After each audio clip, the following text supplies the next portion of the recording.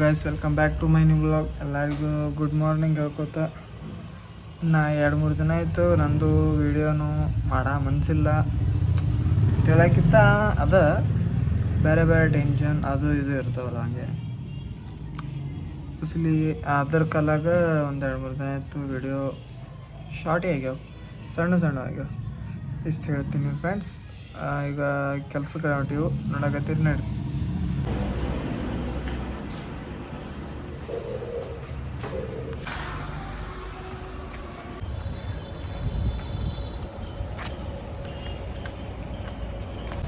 Guys ಎಲ್ಲ okay, ಮುಂಚೆ ನಾಷ್ಟ ಮಾಡಬಾರ್ದು.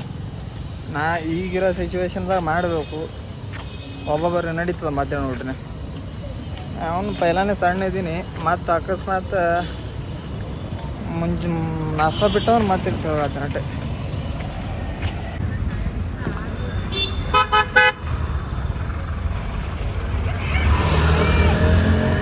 ನಾಷ್ಟ ಮಾಡಿ ಹೊರಟಿನದು ಫ್ರೆಂಡ್ಸ.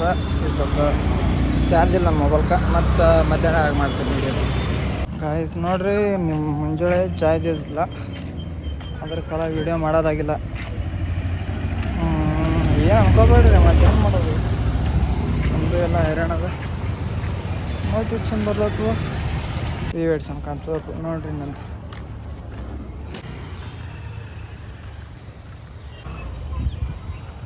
ಹಲೋ,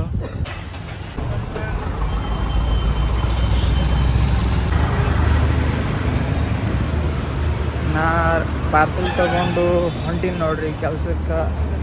ಇಟ್ಟೆ ಬಿಸಿಲಾಗಿ ಹಿಡಿಯೋನು ಮೊಬೈಲ್ ಸ್ಟಾಕ್ ಹಿಡಿಯತ್ತ ರೀ. ಸದ್ಯ ಬಿಸಿಲಾಗಿ ಹಿಡಿಯಪ್ಲೇನ ಇಲ್ಲ, ಒಂದು 10 ಮಿನಿಟ್ ಹಿಡಿದ್ರೆ ಸ್ಟಾಕೆ ಚಾಲು.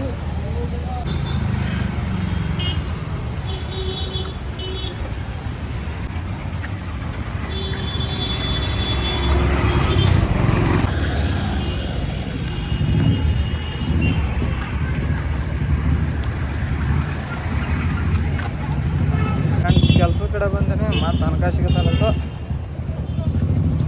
ನೋಡ್ರಿ. ಪಾರ್ಸಲ್ ತೊಗೊಂಡು ಕೆಲ್ಸದ ಮೇಲೆ ಬಂದು ಈಗ ನಾ ಎಲ್ಲಿ ಹೊಂಟೀನಿ ಅಂದ್ರೆ ಕುಡ್ಲಕ್ಕೆ ಹೊಂಟೀನಿ. ಮತ್ತೆ ಹೊಂಟೀನಿ, ಹೋಗ್ಬೇಕು.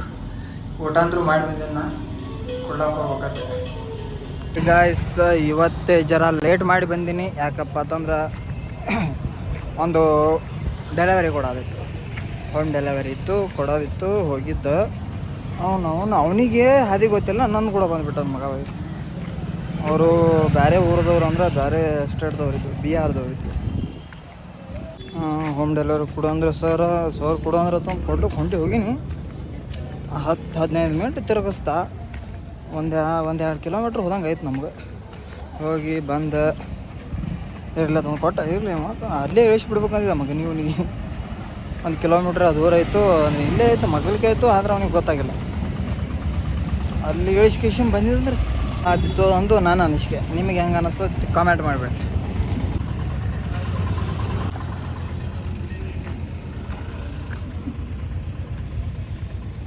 ಇದು ನಾ ಅದೀನಿ, ಇದು ನನ್ನ ಕ್ಯಾರಿ ಬ್ಯಾಗ್ ಐತಿ, ಇದು ನಾ ಇಲ್ಲಿ ಹೊಂಟೀನಿ, ಇದು ಯಾವ ರೋಡ್ ಅಂತಂದು ಕಾಮೆಂಟ್ ಮಾಡಿಬಿಡ್ರಿ. ನನಗೆ ಹೇಳ್ಕೊತ ಈ ಬ್ಲಾಗ್ ಇಲ್ಲಿಗೆ ಖತಮ್ ಮಾಡತ್ತನಂತೆ. ಮತ್ತೆ ಸಿಗೋಣ ನೆಕ್ಸ್ಟ್ ಬ್ಲಾಗ್.